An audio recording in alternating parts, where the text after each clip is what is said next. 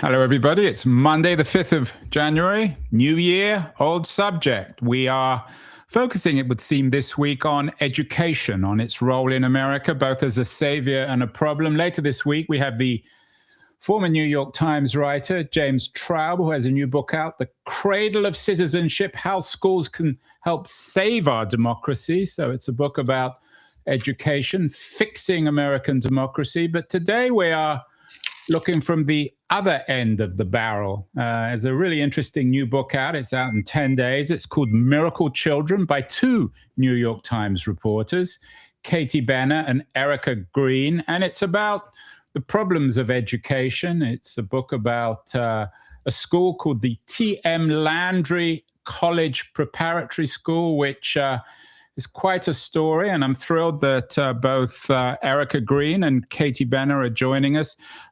Erica, let's start with you.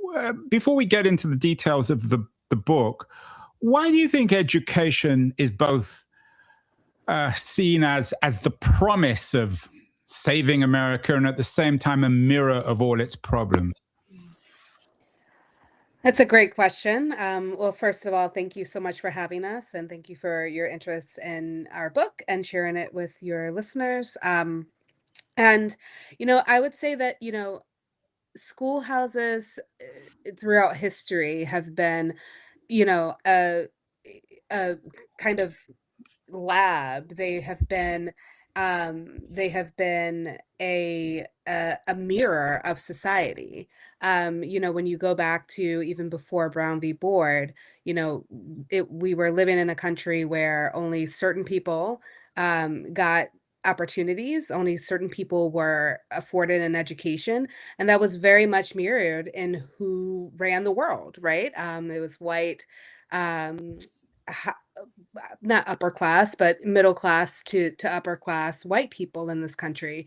And, when you see the civil rights battles and the progresses throughout history, they happen in schools. We see, you have the iconic images of society crossing a threshold into is some semblance of equality, and what that evokes is the picture of Ruby Bridges being walked into a school to integrate it.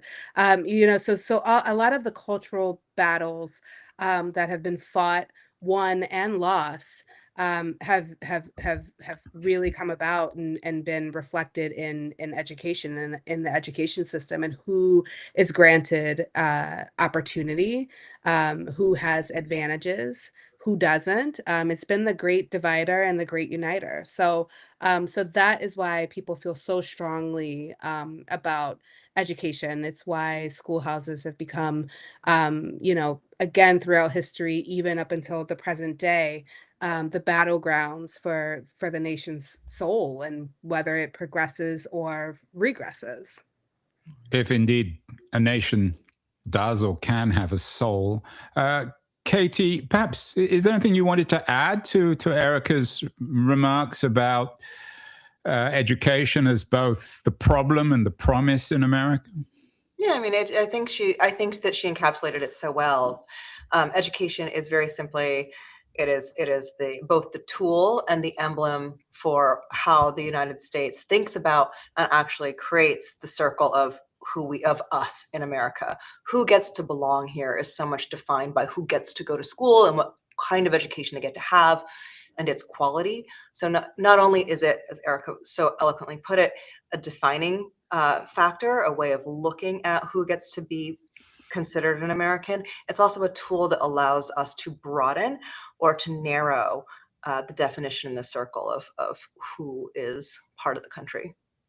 The book is based on a piece that you guys wrote in November of 2018. And it strikes me that if you'd have written a novel about this, people would say, well, this can't be true. It's not possible. But of course, it's a piece of nonfiction rather than fiction. It's almost as if, and I'm not sure who wants to take this question, Erica or Katie, it's almost as if a fiction writer in the heavens made this thing up to point to all the deficiencies and problems in the education system. Is that fair? Erica? I mean, you've covered education for so long. Look, I mean, on some level, we've had these stories that have seemed too good to be true. And I will say that when, I didn't encounter TM Landry uh the first time when we did this story. I was an education reporter. I saw the videos, I shared them widely. I was happy for the students. And so, you couldn't it when we heard this might not be true, it was difficult to believe for the very reason that you said, because you couldn't. I mean, it was devastating, but I really didn't want to believe it until I went down to Louisiana myself. I really didn't. I was like, there has to be some catch here. There has to be, but it wasn't. I mean, it's devastatingly. Um, it felt devastatingly concocted, just like the applications were, right? Yeah, Um, it's that's exactly right. Like, you it's say you too couldn't good to be true. It's bad. It's too bad to be too true. I don't know bad why to I'm be laughing. true. I should be crying. It's this Yeah. remarkable story of T.M. Landry College Preparatory that speaks to so many of the problems both in and out of the American education system. Perhaps, Katie, you might tell us briefly. I don't want tell us everything about this school because we want people to read the book. But Mhm. what is it about this school that is so astonishing, both so sad and infuriating? Yeah, I think that there are two themes that we really hit on. One is through the lens of a school that was created. Excuse me. The first theme is that education is something that does confer citizenship and it does confer opportunity, especially now that there aren't a lot of blue collar jobs, there aren't a lot of working class positions left in America. College has become such a prize to be won, and it's life changing now in a way that it probably wasn't 25 years ago. So enter into this moment in history. A couple named Mike and Tracy Landry, for whom the school TM Landry is named. They see this opportunity. They see how hungry people in their own community are to be able to send their kids to a good college and change their lives. And so they create a school that they say is intended to do that. And at the same time, they're able to really understand that universities are in that same moment looking for qualified, excellent Black students who can help these schools overcome their own legacies of discrimination and exclusion. And so it's almost like a perfect moment in history for this couple to say, we will produce these students for you. However, most of the book is told through the eyes of the students. What they actually do to create those results for the students and for the colleges to get some of these kids into top tier Ivy League schools, top NESCAC schools, are measures that we have to really question. Why did these measures make sense? Why did these incredible moments of coercion, of corporal punishment, and of falsified records, why did they seem like a solution to a problem around race in America that's existed for a long time, and a solution that even made sense to the kids themselves? Erica, tell me about these two people, Michael and Tracy Landry. They're the founders of the school, right? Are they local Louisiana people? Yes, they were both born and bred in Louisiana, so they tell it. And from our reporting, Michael, they grew up. Mike in particular, he grew up in what he liked to call, the back of the tracks. Did I have that right, Katie? um, and very, very, impoverished. Mike was born and raised by an alcoholic mother. He talks, he part of his pitch was to talk about his hard scrapple upbringing, which, involved having brothers who were into drugs. One of, well, you'll find out in the book what happens to them, and not wanting to go down the same path toward, death and destruction, and education was his only way out.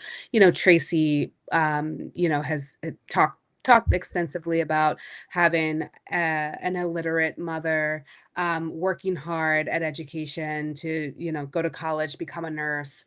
So they both had very much the upbringing, and very much, and they both talked extensively about their upbringing, to pitch to families that they understood what it was like to have education be a vehicle out of poverty, and despair.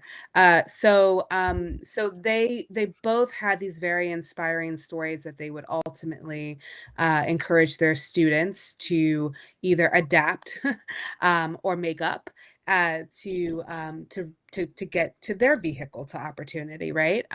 So they were very, Mike very charismatic, Tracy very convincing, very seemed very warm and loving.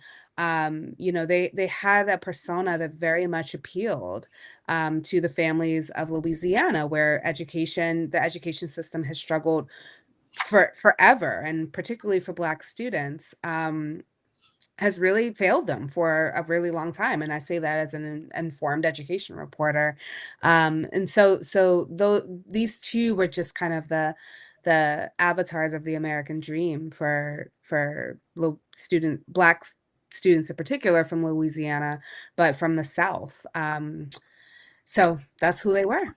Katie, there's a Gatsby-esque quality to these two characters. And of course, the wonderful thing about Fitzgerald's Gatsby is that he presents Gatsby as both a victim and a villain of his narrative. Do you see Michael and Tracy Landry as equally villains and victims of American society and the education system? So I think this is a really good question. And I like to think about what the students themselves said about Mike and Tracy, because even though Eric and I spent some time with them, we were able to interview them. It's really the students who spent the most time with them and who were attracted to them, who wanted to be part of their school, who felt like this couple wanted to give them hope and wanted to give them opportunity. There's a sense, I think, that the students said again and again that Mike and Tracy accurately diagnosed real problems in American education, that nobody doubted them when they said, listen, there's a reason why if you're standing here in front of us, you're not getting a fair shot. There's a reason why the world has already lowered their expectations of you and that it's unfair. And that's something that the students deeply felt. However, as time progressed and they saw the Landrys use the success of the students themselves, their ability to get into schools like Harvard, Stanford, and Yale as calling cards and ways to make money, as they saw the way that they were manipulating the students, pitting them against one another, turning this almost into a Hunger Games style culture where only a few would really survive and thrive, and it depended on their complete fealty to the Landrys.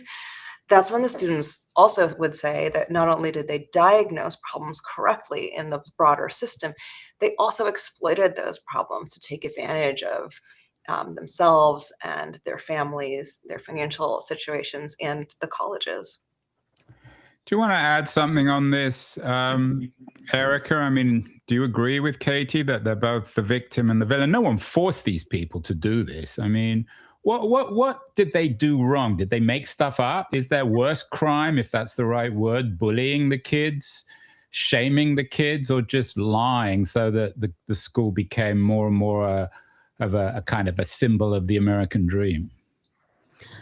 Well, I think that's honestly one of the compelling things about the book is, all of these questions are good ones. And I don't think that there is like a definitive answer once you get the whole story.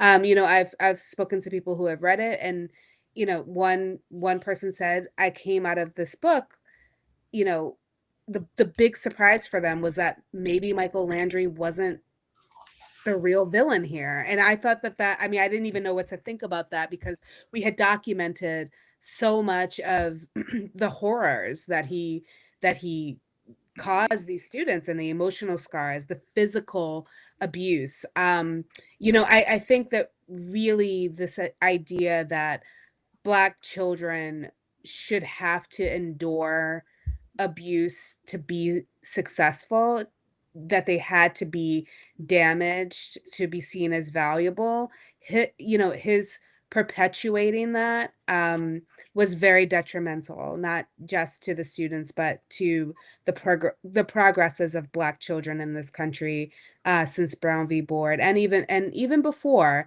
That was very harmful. At the end of the day, you know, this too good to be true narrative didn't come out of nowhere. The reason that everyone was so excited about these videos is because they thought it could not be done, or they knew that the students had to endure so much for it to be done. And for him to have exploited that and fabricated and confirmed the worst fears that any Black student who works hard and wants to earn and achieve, for him to undermine that was just, devastating, not just to the students who were directly harmed, but to students nationwide. That's the first thing. And I mean, victim, I don't know if I don't know if I would cast them as as victims of anything, other than their own, greed.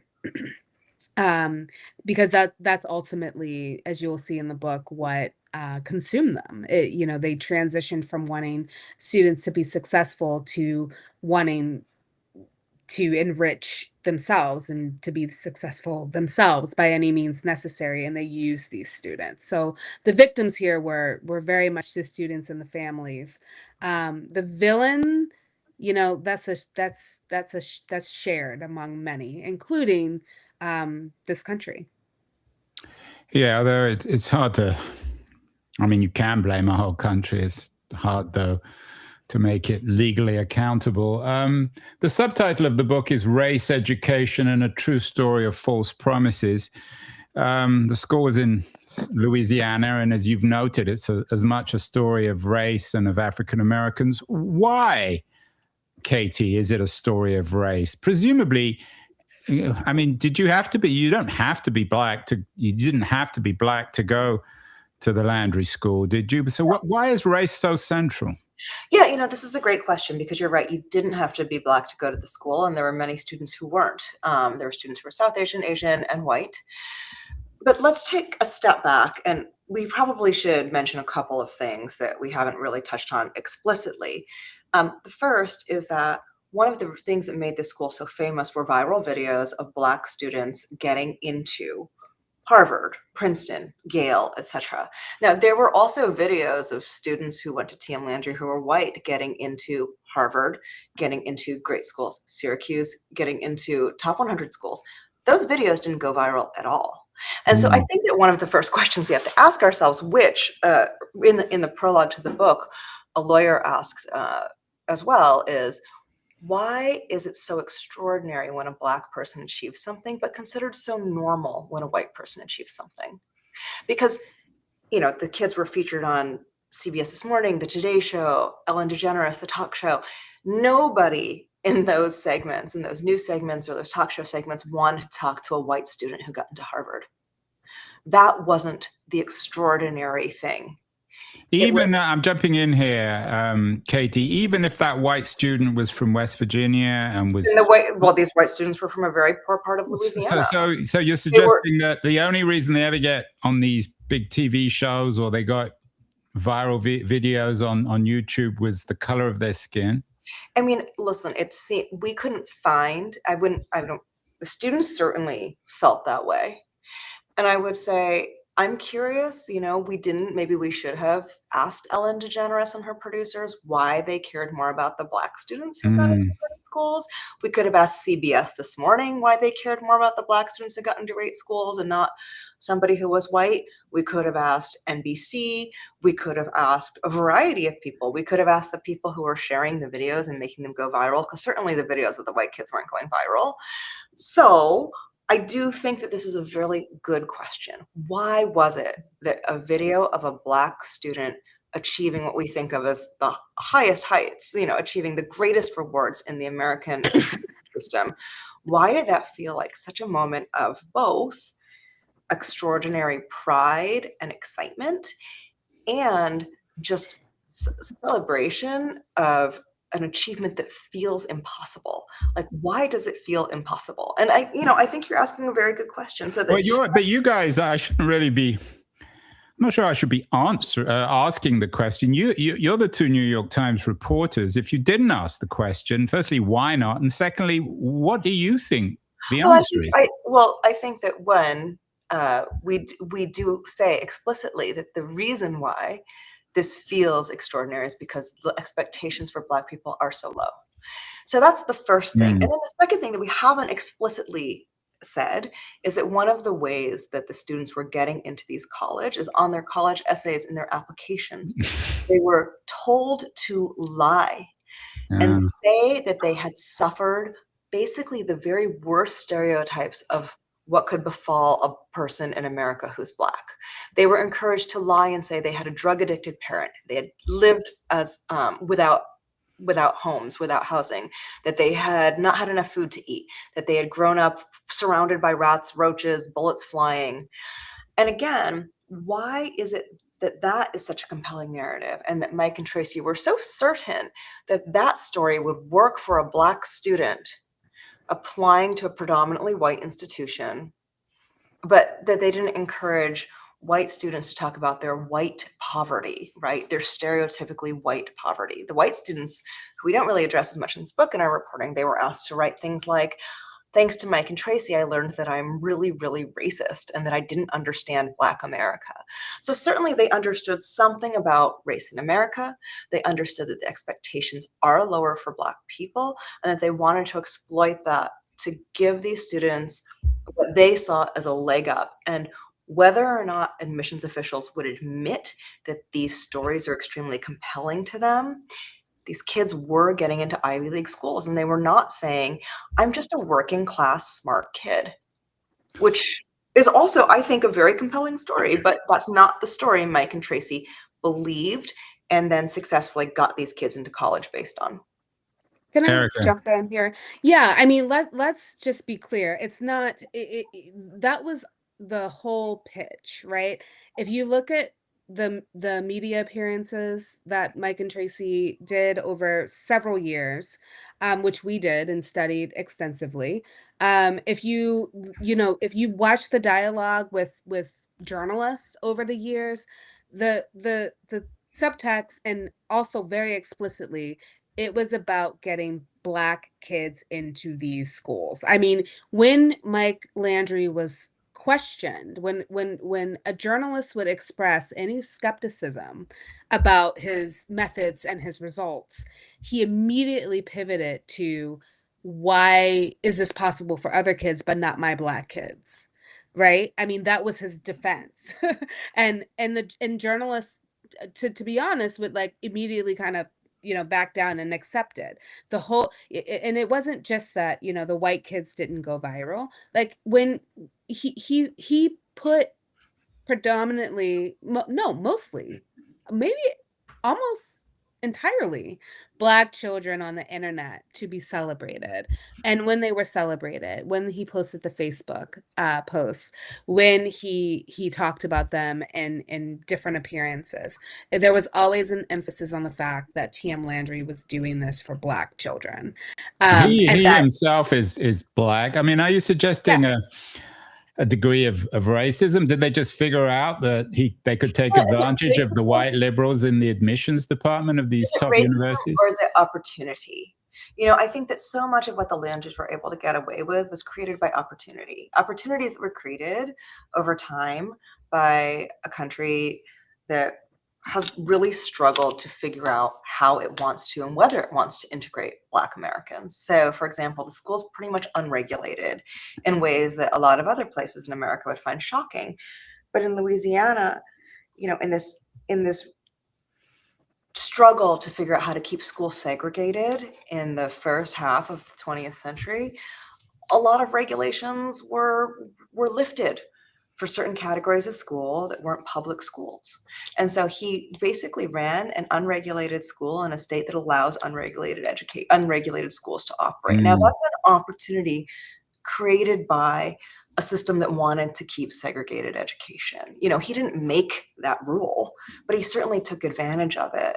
He didn't make a world where Ivy League schools spent the first 100+ years of their existence excluding Jewish students, excluding Black students, and excluding Asian students, and using the kinds of measures that we think of as affirmative action policies to do so, right? Giving students who were wealthy and elite breaks on their test scores by measuring them for other things, athleticism, charm, ability to contribute to a community. Those are all things that we criticize affirmative action programs for doing. Those things existed for decades and decades and decades before the first Black person, before affirmative action programs were, allowed Black students to en masse enroll in institutions of higher education.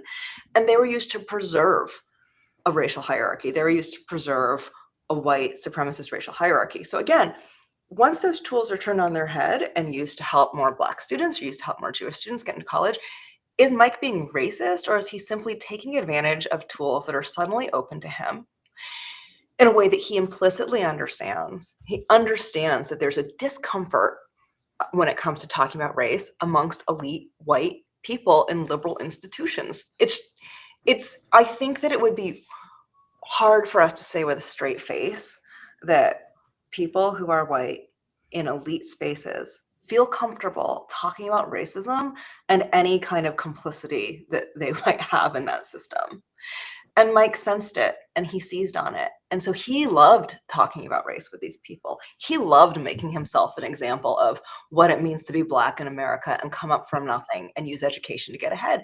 And the response was overwhelmingly positive, because who are they to push back on this guy? Erica, you cover the current White House for the New York Times, so you're all too familiar with the anti-DEI rhetoric, ideology of the current president. Could your book be used as an argument by the MAGA people to suggest that DEI is just a disaster and it only lends itself to scams like the school you write about? Of course. I make no qualms about that. But I mean, of course, and it probably will be. But I will just say that 1 month after we published the story on TM Landry, the Varsity Blues scandal broke. Yeah.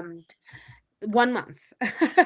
And so it was a striking juxtaposition to see people be, very sympathetic to the students of TM Landry, rightfully outraged. But just a month later, yes, there was outrage about wealthy parents in Hollywood and other places buying their children's admissions into college.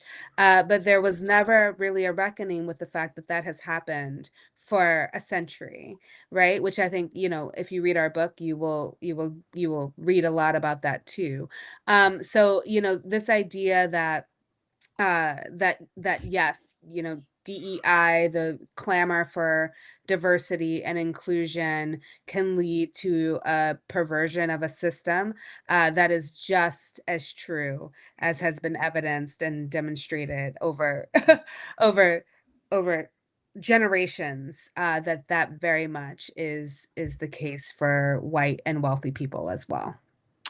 Katie, another piece of this, which at least comes to my mind, is this convergence of education and sports. You noted earlier the way in which some of these admission letters from Harvard and other top institutions went viral on YouTube. But it reminds me of the college draft or the professional draft sporting tournaments. And of course, again, African Americans, I think, are overrepresented when it comes to sports and underrepresented on the education and economic front. Is there a broader problem here in cultural communication, media terms, with the way in which African Americans are represented in the media and the way in which they represent themselves? Well, I think that the answer to your question is yes. I don't know if TM Landry is actually a great illustration of that, simply because none of these kids were drafted and none of them played sports. There were no sports teams at TM Landry. No, but my point is it's sort of covered in the same way as a kind of miracle, a Hollywood story. Absolutely. And I think that that's what we said at the beginning. It was like, well, why is it that this is so inspiring and such a big deal? And then I think the second question, which we do try to answer, is why are we blind to the fact that this is not a wholly positive thing? Why are we blind Why do we willfully want these students to be so extraordinary and to celebrate for them for that, but not actually interrogate why we think it's so weird and interesting and crazy and wonderful that a Black student could achieve something that's so intellectually difficult. And I think that there is a way in which these students, there's a scholar named Imani Perry, who we quote in the book, and she talks about how there's American exceptionalism, but that there's a racial exceptionalism and how it functions in society. And one of the things she talks about is the fact that these are the kinds of stories. We live in a narrative world. We are human beings. We tell our lives in stories. We understand the world in stories. These stories provide almost a relief valve to give us release some of the pressure that is on the country as it struggles with race day in and day out. It's like every once in a while, a story like this lets us say, see, the system does work. Mm. Haven't fully excluded every single Black person from a position of power or opportunity. The country is actually A-okay. And so that kind of relief valve, that pressure relief, is really important to the system to keep it working. It's important to our lives. It's important for us if we want to get up in the morning and be glad and excited that we live in the United States. And so they serve an important function that compels us to not look too closely and to not interrogate too much why we care so much about this representation, the visual representation, the storytelling representation, as you mentioned before. Erica, clearly this is a book and a story that reflects in many ways the worst sides of the American education system. But what does it teach us about reforming it? I mean, clearly, I mentioned I'm talking to James Traub, your former colleague, about using education to build more of a sense of citizenship in America. What did this book, I mean, you wrote about it back in November of 2018. You've spent many years researching it. The book's coming out next week. What did it teach you about making the American education system fairer for everybody and less of a fraud and less just annoying and upsetting and absurd? Thank you for capturing all of the things I felt. Yeah, that's a good question. It's a complicated one. I mean, I will say that, even as an education reporter, over the course of reporting and writing this book, I had to rethink my coverage from a decade ago. I covered education for 13 years. I covered incessantly who was up and who was down in test scores, right? The test prep culture was just intense. And as a reporter, on test score day, I, hurried to figure out who went up, who went down, who may have cheated. I covered many of cheating scandals. And like, I did, and reflecting upon that, it's just like the amount of pressure that society, that the media, that educators themselves have placed on children to overperform, to meet these kind of arbitrary metrics over the years has been insanely, detrimental, as we've seen over time. That's why we had like No Child Left Behind. That's why we had huge cheating scandals. And honestly, if you look at those, a lot of the spotlight was on Black districts and Black children, because every reform has always been about lifting Black students out of failure. And if you didn't do that, you were a failure too.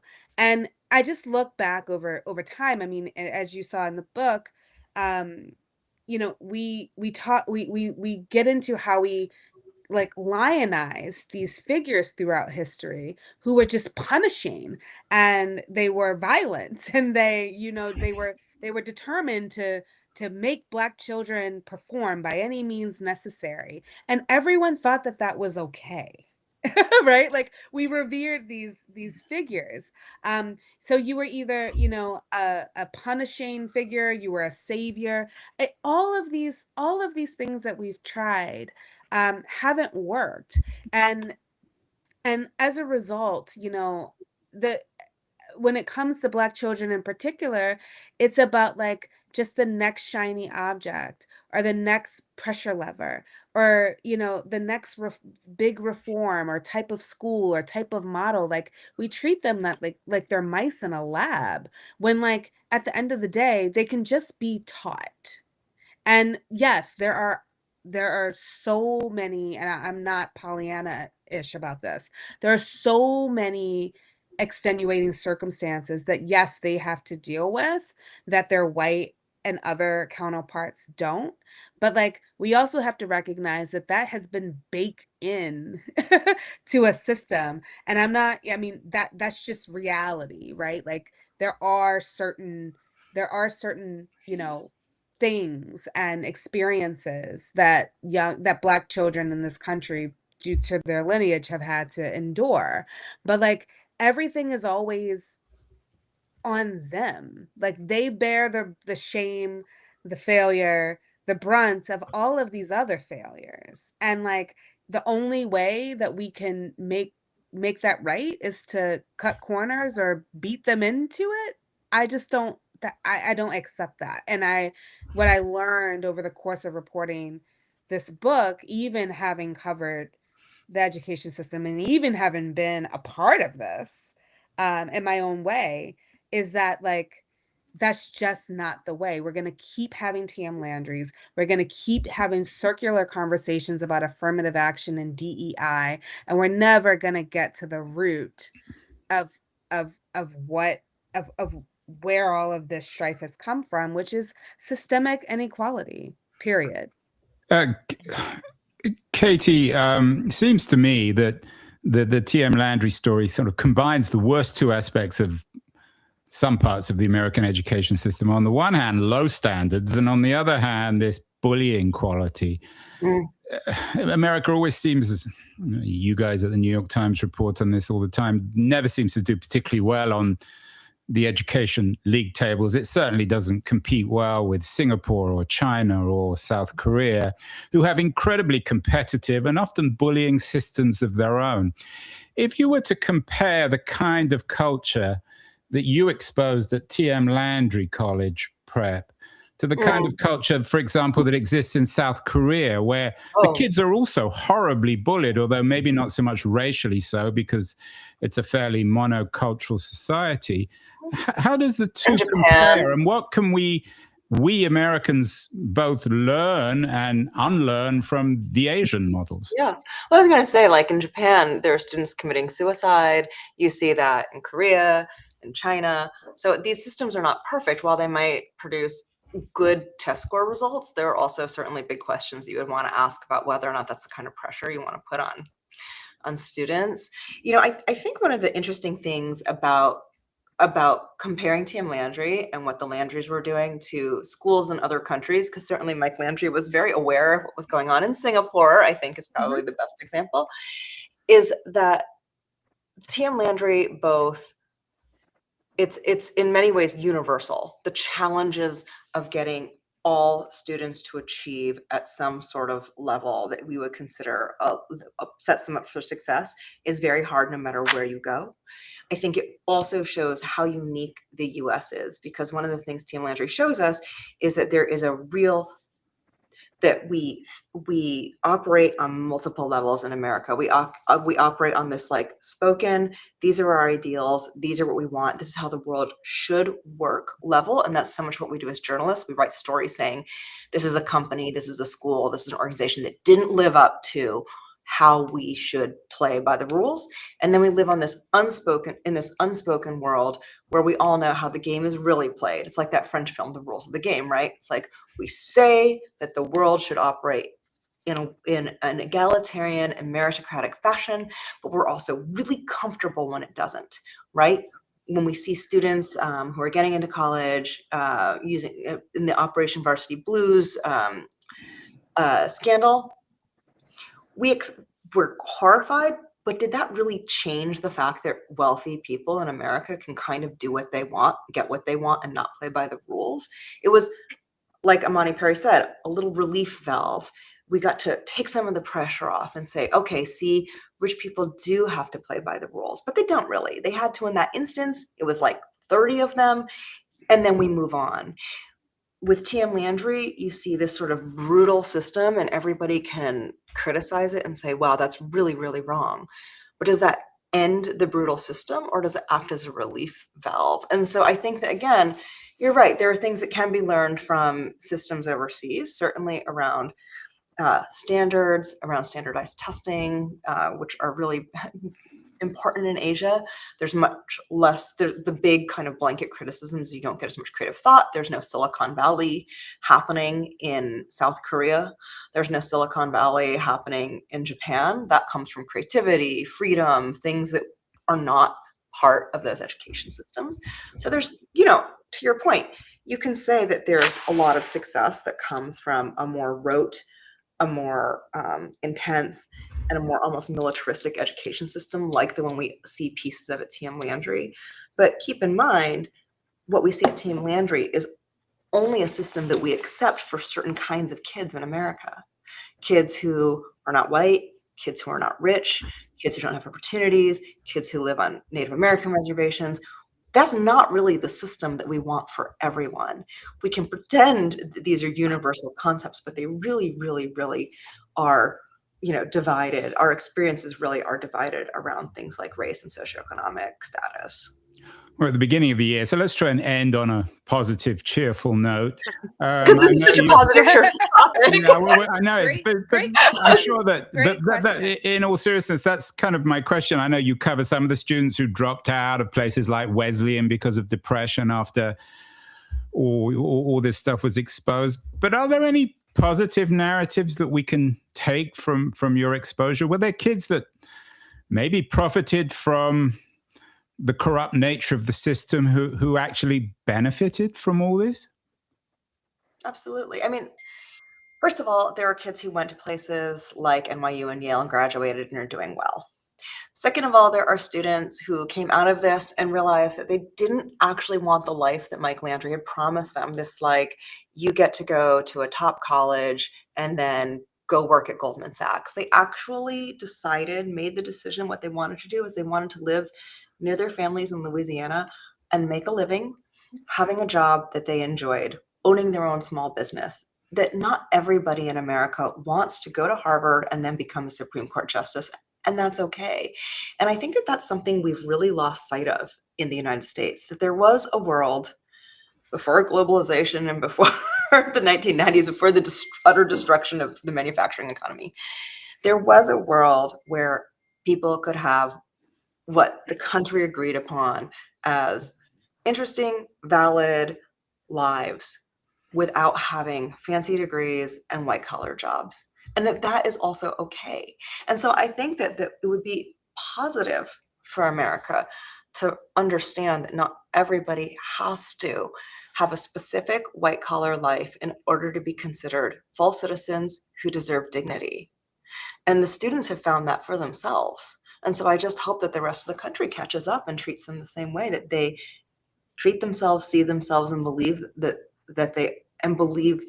they are worthy, no matter whether or not they went to college, no matter how they did. Yes, some certainly were big success stories in the colleges they went to, some were not, but they've come out of this experience understanding that they are very, very worthwhile, of respect and of dignity and of opportunity. And they don't need a Mike Landry and they don't need a Harvard to confer that on them. Let's end with you, Erica. It sounds to me, I mean, if some people might think what Katie's saying is she's throwing the baby out with the bathwater, simply saying, well, what you've learned from all this is that failure is okay. What's your conclusion? And are there positive messages we can take from your book?